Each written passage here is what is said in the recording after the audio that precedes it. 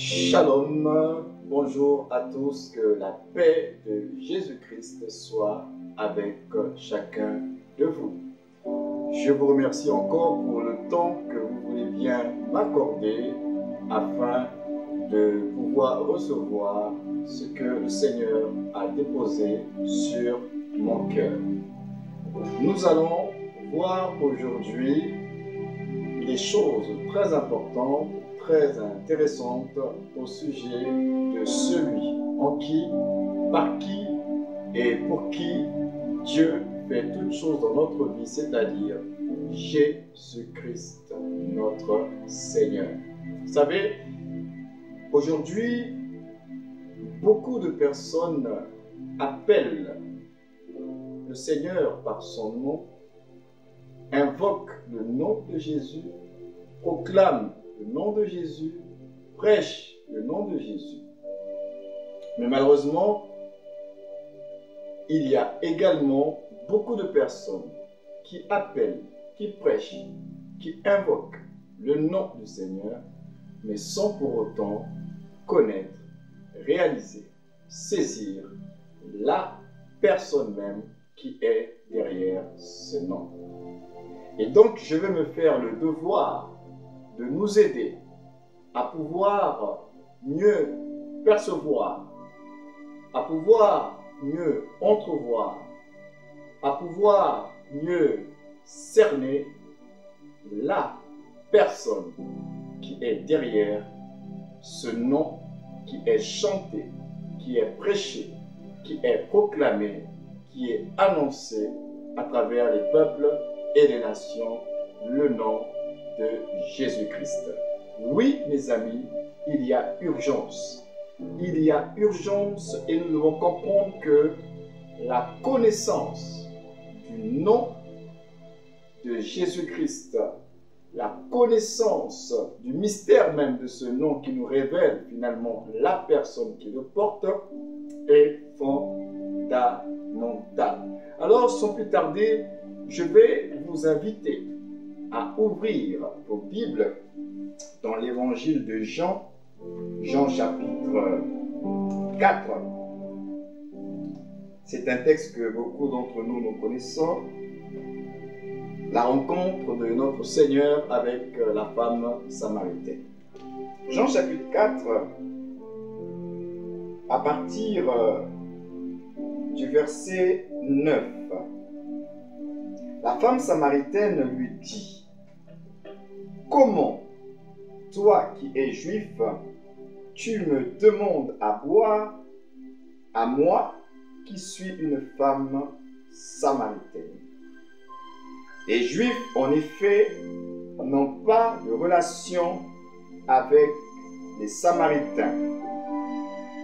Jésus lui répondit: « Si tu savais quel est le cadeau de Dieu et qui est celui qui te dit: donne-moi à boire, tu lui aurais toi-même demandé à boire et il t'aurait donné de l'eau vive. » Dans les versions standards de nos Bibles, la réponse de Jésus-Christ est en ces termes: si tu connaissais le don de Dieu et celui qui te demande à boire. Et c'est la question que j'aimerais nous poser à tous. Si nous connaissions le don de Dieu, ici on ne parle pas des dons, on parle du don singulier. Si tu connaissais le don de Dieu et celui qui te demande à boire, voilà les enjeux. Nous devons être amenés non pas à avoir des informations, mais connaître le don de Dieu. Donc, ça veut dire que nous ne pouvons pas parler de Dieu, prêcher Dieu sans pour autant parler du don de Dieu. Toute prédication au sujet de Dieu sans se référer à son don ne peut pas produire la vie. Jean 3,16 dit ceci: car Dieu a tant aimé le monde qu'il a donné son Fils unique, afin que quiconque croit en lui ne périsse point, mais qu'il ait la vie éternelle, la vie. Donc ce passage de Jean nous révèle que le don de Dieu, c'est le Fils. Le don de Dieu, c'est le mystère du Christ incarné. Le don de Dieu, c'est le mystère de la parole faite chair qui est venue chez les siens. Si nous pouvions connaître le don, le cadeau que Dieu a fait au monde. Les Écritures disent, la parole de Dieu dit que Dieu ne se répand pas de ses dons et de son appel. Ce qu'il a donné, il a donné. Donc c'est important pour nous de comprendre qu'il nous faut impérativement connaître le don de Dieu. Et le don de Dieu, c'est une personne. Le don de Dieu, en fait, c'est lui-même. Dieu s'est donné à nous. Et comment le Dieu Esprit s'est-il donné à nous? Mais il a dû procéder par l'incarnation. Et l'incarnation l'a amené au dépouillement, l'a amené à s'humilier, à s'abaisser. Cette incarnation a amené le roi de gloire, le Seigneur Tout-Puissant, à devenir un serviteur. Cette incarnation a amené le Dieu glorieux à être humilié, à être dans l'humiliation. Cette incarnation a amené le Dieu Esprit à porter la chair et le sang. Cette incarnation a amené le Créateur à devenir semblable à sa créature. Quel mystère, mes amis! Et donc nous avons intérêt à cerner les tours, les contours, les coins, les recoins de ce cadeau de Dieu, de ce don de Dieu qui n'est autre que sa propre personne dans le corps de chair. Ce corps de chair que les Écritures appellent Jésus de Nazareth. Alléluia! Donc, il y a urgence, il y a un besoin urgent pour nous de connaître celui en qui, par qui et pour qui Dieu fait toutes choses. Alors, on va lire certains textes qui nous rappellent justement cette nécessité de connaître celui en qui, par qui et pour qui Dieu fait toutes choses. Alors, dans l'évangile de Jean, chapitre 17, à partir du verset 3. Jean 17, nous étions dans Jean, chapitre 17, donc nous allons juste lire les textes des Écritures pour pouvoir comprendre qu'il est impératif pour nous de pouvoir connaître le Seigneur. Jean chapitre 17, le verset 3. Or, la vie éternelle, c'est qu'ils te connaissent toi, le seul vrai Dieu, et celui que tu as envoyé, Jésus-Christ. Je reprends. Or, la vie éternelle, c'est qu'ils te connaissent toi, le seul vrai Dieu, et celui que tu as envoyé, Jésus-Christ. Alléluia. Nous allons lire dans Philippiens. Philippiens, très beau texte dans Philippiens, chapitre 3, à partir du verset 4. Pourtant, moi-même, je pourrais mettre ma confiance dans ma condition. Si quelqu'un croit pouvoir se confier dans sa condition, je le peux plus encore. J'ai été circoncis le 8e jour.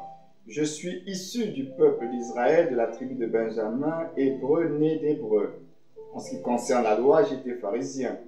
Du point de vue du zèle, j'étais persécuteur de l'Église.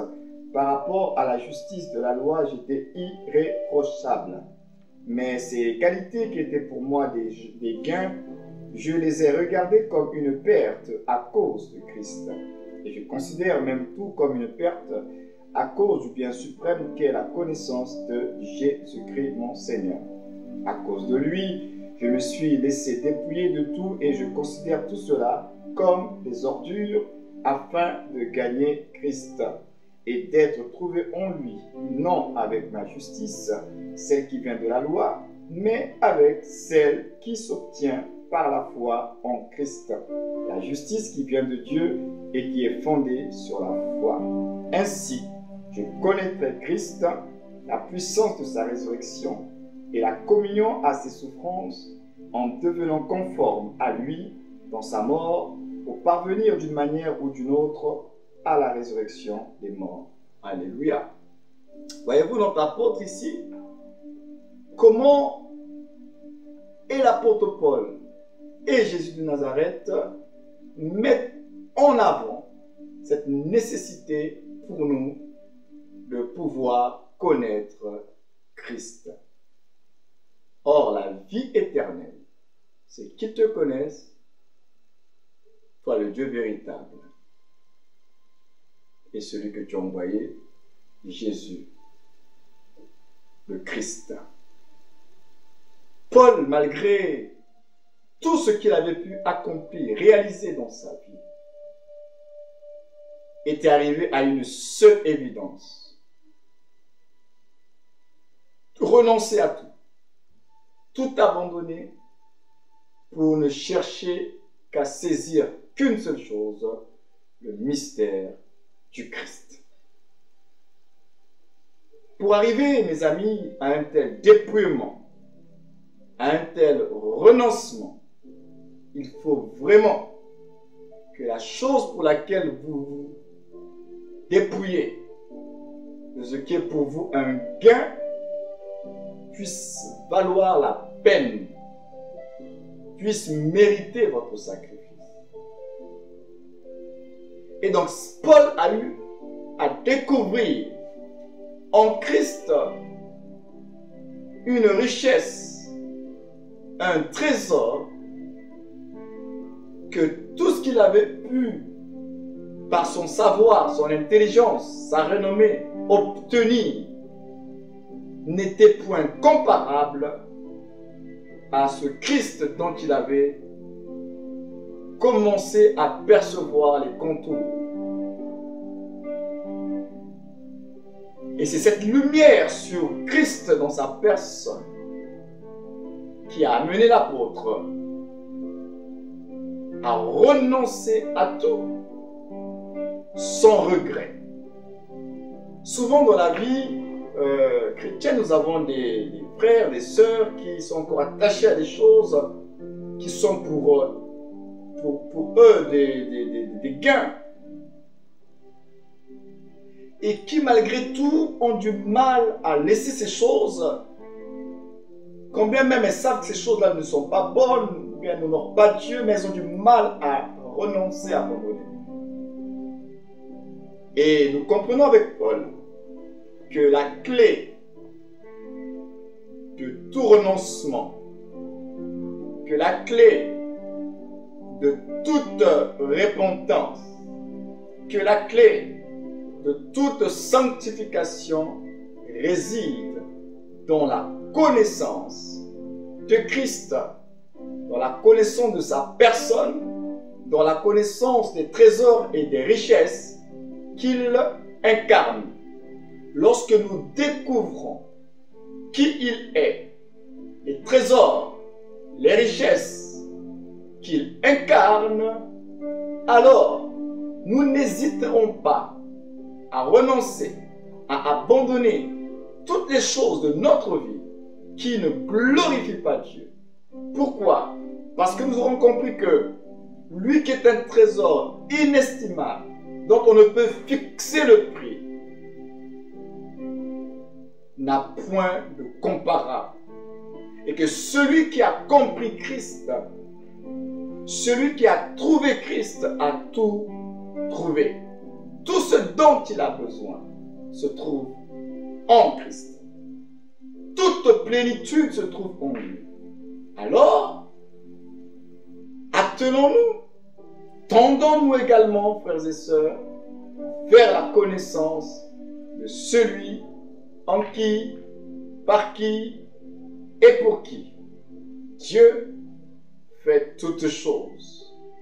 Et à travers ces partages, à travers cet espace d'enseignement, nous allons voir davantage la nécessité pour nous de le connaître et de faire de lui notre science, de faire de lui notre sagesse, de faire de lui l'objet de notre quête, de faire de lui notre trésor. La Bible dit, là où il y a ton trésor, c'est là où il y a ton cœur. Si Christ est un trésor pour toi et moi, naturellement, notre cœur, notre vie se tournerait de son côté. Naturellement, nous l'embrasserons. Naturellement, nous aspirerons à toutes les choses qui l'honorent, qui le glorifient, qui élèvent ses vertus, qui élèvent ses valeurs, qui élèvent ses principes, qui élèvent son nom, qui manifestent sa gloire. Alléluia. Alors je vous dis à très bientôt.